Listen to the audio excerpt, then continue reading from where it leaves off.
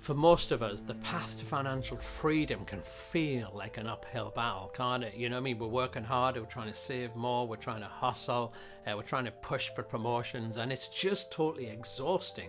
And even after all that effort, there's no guarantee we'll even get there and finally feel financially free. But what happens if there was another way? What happens if you didn't have to spend decades trying to climb that mountain? What if there was another way to feel financially free and you could do it without all the striving? Well, that's what I want to share with you in today's video. Welcome to A Little Nudge. My name is Derek, and for the last 3 decades I've been helping people explore faith and relate it to their ordinary everyday lives. And in these videos I'm just giving you nudges, I'm giving you little tools that are trying to help you live a deeper and a more meaningful life. So here's the secret that I want to share with you today, that financial freedom, it's not a distant dream that's just reserved for a select few people. We imagine it's like a club, you know, one of those exclusive clubs where there's a red rope and all the ordinary people are like queuing up, and then VIPs are riding their limos and they just get ushered in straight away while everybody else is trying to get in. It feels like you need to be someone in order to experience financial freedom. But imagine you're queuing up to that, and then you see your kitchen porter just taking a break at the side, and he ushers you and he shows you the side door into the club of exclusive financial freedom. And that's essentially what we've got today. We've got this secret side door that we can enter into. And it comes from a quote by Benjamin Franklin, and it's not what we imagine really when it comes to financial freedom, but it is a really good way in. And he said this, he said, contentment makes a poor person rich. Discontentment makes a rich person poor. That what happens, the problem's not that we haven't got the stuff we want, that we've not got the money we want yet, we've not achieved the wealth status, we've not got to that point of financial freedom. What happens if that's not the issue? The issue is we're just not content with what we've already got. It's like there's 2 routes to happiness, isn't there, when it comes to money? You either get what you want or you want what you already have. I mean, imagine you've got 2 people and one person's got $30,000 and another person's got $50,000. And if I said who is feeling financially free, you know, who feels like they've got there, and you might think, well, the one with 50k is closer than the one who's got 30k. But I've missed something out of the equation. And the thing that's missing is how much do they want, or how much do they think they need. Let's imagine the person with 30k and you think, actually, to feel just free and secure and joyful, I need 35k. And the person who has 50k thinks, actually, if I just have 100k, then I'll feel financially free. Then 50k, he wants to double it, and the 30k just needs a small increase. And so feeling financially free is essentially about that gap. And the way that you reduce that gap is either you get more money or you reduce your desires. And most people have discovered when they get more money, actually what happens is their desires go up. It's lifestyle inflation. And so some people just feel that the goalposts move all the time. And so the faster way, the easier way, is to be more content with what we've got. I mean, imagine if I said, what do you really want? And you looked around and you said this. You know, and I said, what would make you happy? What would make you just feel free and relaxed about money? And if you said that, actually, if I could have what I've already got, I've already arrived. That sounds simple, doesn't it? But actually, it is pretty difficult because there's a battle going on around us. One of the early church leaders, Paul, when he was writing to the church in Philippi, he writes in his letter, chapter 4, verse 11, he says this, I've learned the secret of being content in all circumstances. And he goes on to say, whether I've got a lot or whether I've got very little, it actually makes no difference to my level of contentment. I've detached myself from the roller coaster of things going up and down. I mean, imagine getting to that place. And he identifies that it's God who gives him that, God who gives him the strength. But I just want to make it really tactical for us today and give you 2 keys that I think anyone can use to unlock a greater level of contentment and narrow that gap that they were talking about. And you've already had moments of contentment and peace and just feeling financially relaxed, haven't you? You'd have moments when it just feels like all right, but then something comes in, because you've not stayed there, something comes in and disturbs that and knocks it off balance. And I want you to pay attention to what you think might be those things that when you've had moments of feeling financially free, at peace, what comes in and knocks it off. I remember a number of years ago when I had just started getting my own house and starting buying various things, and it was quite exhausting when you needed a new washing machine or a Hoover or something, and you're like, what do I buy? What features do I buy? It's just a crazy amount, and I'd search reviews and advice and all that sort of stuff. And then here in the UK, we have a magazine called Which, and what Which does is it regularly produces the best reviews and tells you which is the best for different price categories, and it's kind of an independent, neutral body. And so I was like, that's what I'm going to do. I'm just going to get that magazine.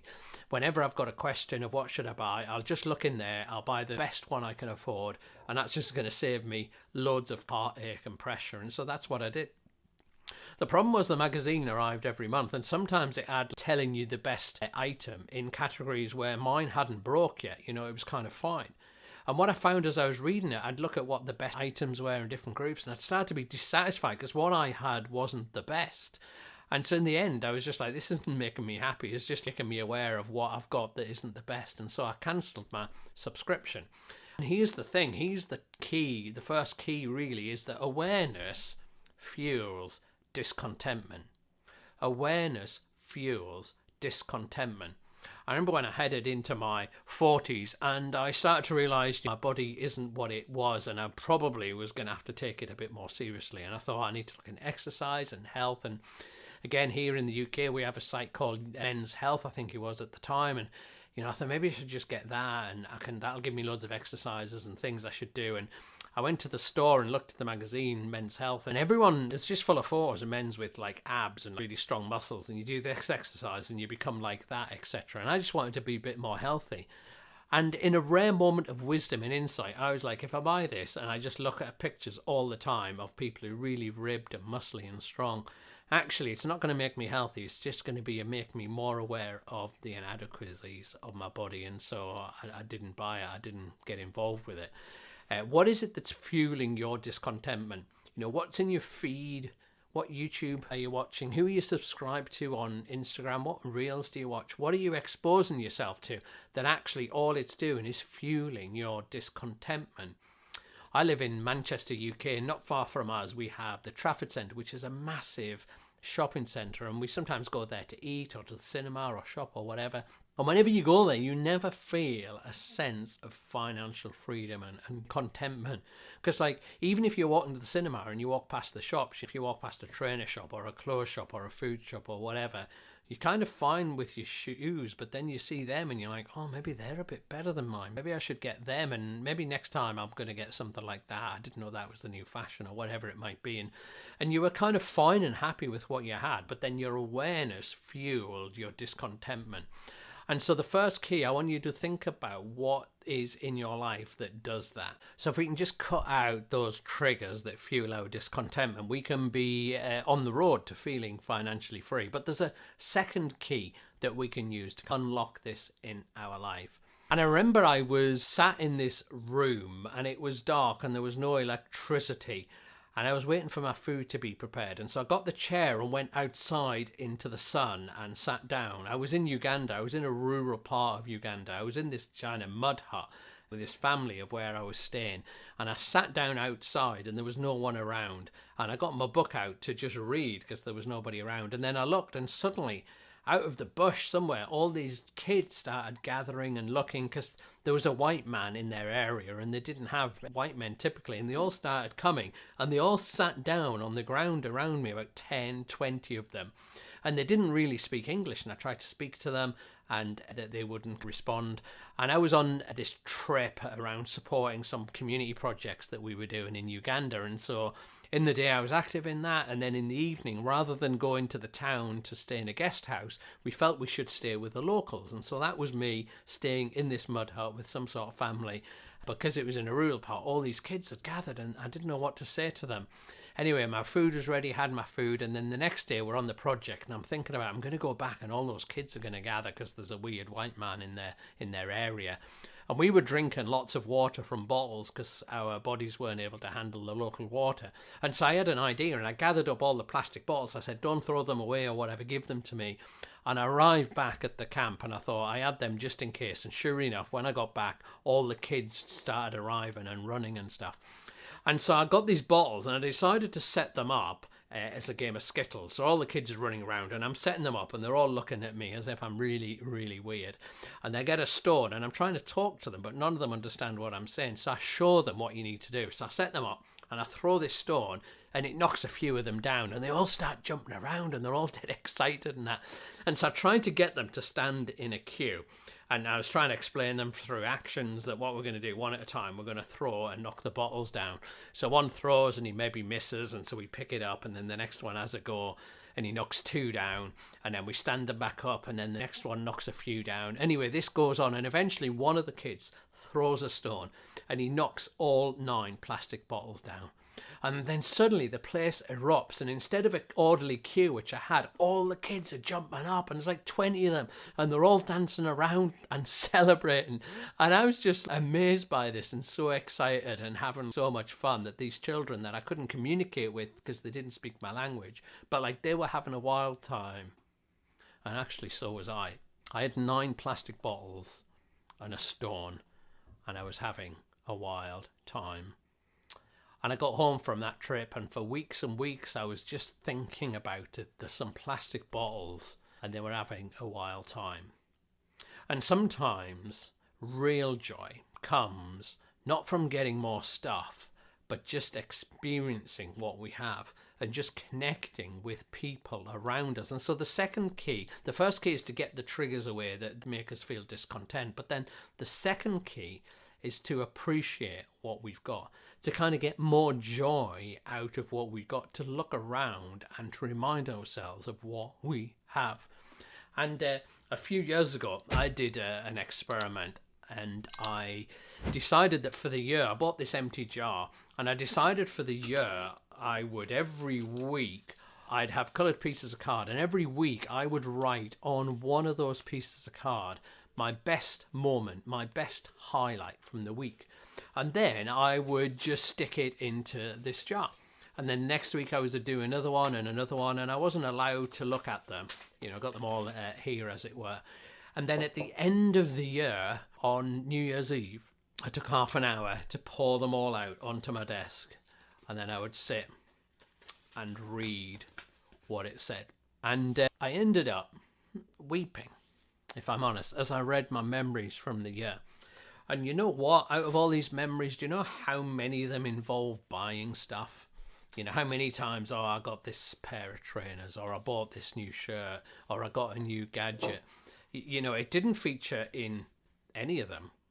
They were, I mean, this one I've just picked up was a moment that God spoke to me in a private space when I was out walking. Let me see what this one said. This one's about seeing my son rolling about in the snow and how much joy and happiness he had. I wasn't going to do this actually, but I do actually want to look at what these say now. This one is me and my son. We were at a quiz night and we won, and we were both excited and so happy. And all of them actually, they're about experiences with people, experiences with God. None of them are about stuff. And by putting them all in this jar, that did a few things. First thing it did trained me that week to look out for the most memorable moment, and then I recorded it. And then what I was basically doing is building up a very magical experience at the end of the year, which even now, you know, this was about 8 years ago, even now I can remember was a very emotional and powerful experience. And there's a sense in which if we want to feel financially free, that we don't need to add more to our lives, we just need to cultivate our awareness and our joy of what we've already got. Rudyard Kipling was once speaking to a graduating class of students, and he said something very, very provocative to them. And this is what he said. He says, "You'll go out of here and very likely make a lot of money. Then one day you'll meet someone for whom that means very little, and then you'll know how poor you are."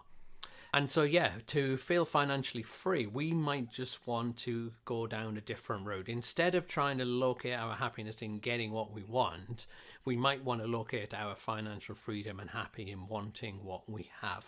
And the two keys to unlock that is to eliminate those stuffs that trigger discontentment and find ways, use my jar or whatever, to appreciate what we've got. And I find that I often get trapped in my thinking about money, and it really can damage my life. And you might want to watch this video next, because that just contains 2 money traps that I fell into that wrecked my life, and you probably don't want that to happen to you. Anyway, thanks for watching, and I'll catch you next time.